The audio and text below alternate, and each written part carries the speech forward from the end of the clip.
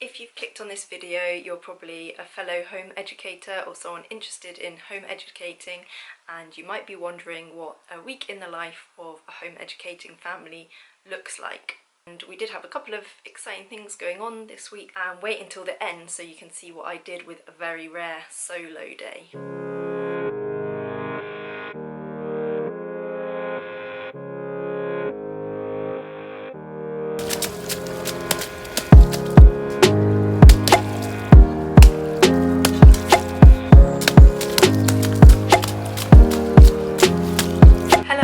And welcome back to my little space here on YouTube. I'm Catherine, mum to boy-girl twins who are 4.5 and a little boy who will be 2 in a couple of months. We've reached video number 3 and I thought I would switch it up a little bit and do a week in the life. Now, I wouldn't say this is a typical week for us because we don't really have one, and my husband was actually off for a couple of days, which he isn't usually, so he came along with us to a couple of exciting days out. But hopefully it might give you an idea of the sort of things we get up to, or maybe some inspiration to take into your week.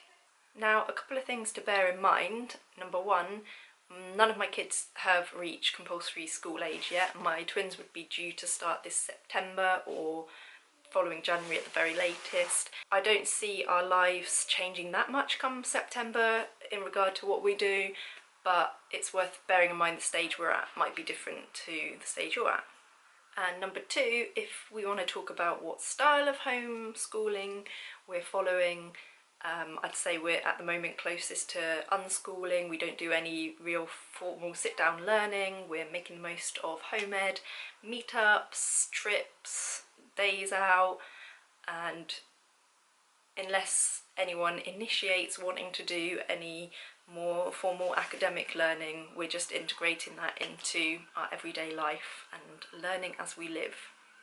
If you're interested in any of the theory that influences the way that we're home educating, I've made a video I will try and link somewhere about a philosopher who I take a lot of inspiration from, so check that out if you're interested in the more philosophical, theoretical side behind homeschooling. So let's get into it. I'm going to be a bit American and start our day off on Sunday because we took a really cool trip in preparation for my husband being off the next day as well. I think I'm going to do a more in-depth review of the places that we visited, including the costs and where we stayed and that sort of thing. So if you like what you see, subscribe and click the bell and you'll get notified when I upload that video, if you'd like. So Sunday morning we all got into the car and drove to Mercedes-Benz World in Surrey in England. Now, this may or may not be your thing. I suppose you or the kids have to be a little bit into Formula One or cars, but there were some great areas for the kids. They really had a lot of fun. I think we spent maybe 2 or 3 hours there, including lunch. There's some simulator zones and some cars they can go on. You can sit in some really expensive Mercedes cars. Good fun for all the family. Then we headed back to the hotel that we booked nearby, and the plan was to take the kids out for dinner at a restaurant, but they were having none of it. Honestly, the kids just love being in a hotel room. Like, I guess it's still a real novelty to them, especially with the C word over the last few years, us not really getting away anywhere. We don't have to take anything with us. They can just find fun playing in the hotel room. So instead we ordered some pizza from a place nearby, picked up a couple of snacks from a shop, and had a big hotel room dinner, which was great fun. We collected some bits for lunch for the next day, and then just chilled out in the room before bed. They had a great time. Monday, we headed back to near Mercedes-Benz World, but this time we went to Brooklands Museum, the home of the Concorde. Now, this was kind of what kicked off the whole trip because the kids randomly had developed this interest in the Concorde, and we'd talked about a bit of it and the speed it travels at, all that kind of jazz. and it was because of that, and I was researching, that I discovered you can go on a real life Concorde, obviously not in the air. I think there's one in Bristol as well, but the nearest one to us was in Surrey. So that's what sparked this whole trip, was to go and have a tour of a Concorde. Now there's loads of other things to do at Brooklands Museum, which I will go into more detail about in the other video, but it was such a good day out, and they actually do home ed workshops. We just went as our family because my husband had the time off, but if that's something you're interested in, if you go on their website, you can have a look at the different types of workshops they offer. I'll put a link to the website in the description below. And on the Brooklands Museum site area is also home of the London Bus Museum, which we went into, and they have a great little kids area. You can go on loads of different buses. I actually loved that part. I was like back to my London days, going on London buses. After Brooklands, we all hopped back in the car and just headed back home, all feeling a little bit tired, but having had a great time. And that takes us into Tuesday. Now, Tuesday is a day that the twins, my older two, spend at Forest School. Now, Forest School has been a bit hit and miss for us over the year and a half that they've been going. Sometimes they want to go, sometimes they adamantly don't want to go. That's fine, I'm not forcing them to go if they don't want to. This particular Tuesday they were up for it, so they spent 4 hours at Forest School. I picked them up, and then in the afternoon we headed out to a home ed park meet at a park really close to us, which we've been going for a little while now. And yeah, it's just really great. There's a few kids around their age, and there's some older kids that do a lesson in the community centre that's on the grounds of the park. So it's a really great mix of ages, and that's how we spent Tuesday afternoon. Wednesday was another really exciting activity, a home ed trip that was organised by someone to Pizza Express, who run pizza making workshops for schools and home educated kids completely free of charge. Honestly, it was so good. I would definitely recommend looking up the nearest one to you and getting a group of you together to go along and do it. The kids all got to make their own pizza.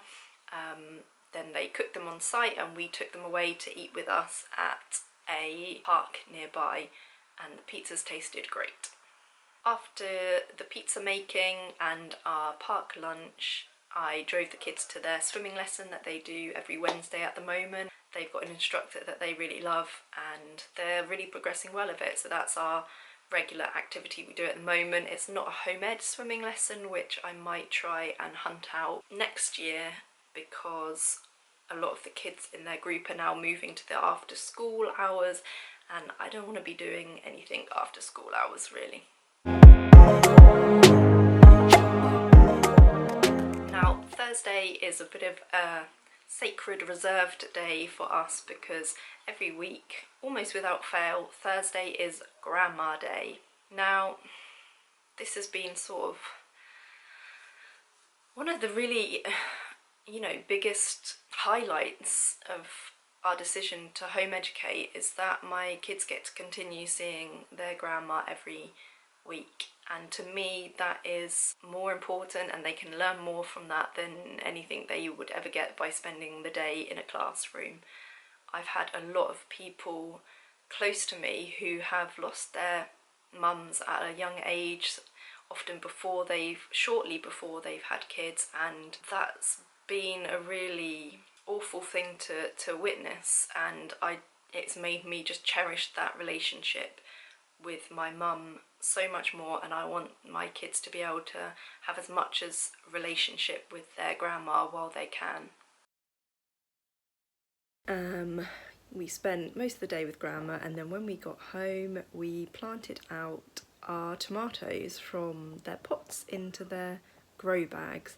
And yeah, it's something that I'm really keen to incorporate into our home ed life, is being out in the garden lots, trying to grow our own fruit and veg, and just yeah, really helping my children to realise that food doesn't just come from the supermarket, and get involved through all the stages, and then hopefully cooking and eating something yummy at the end. And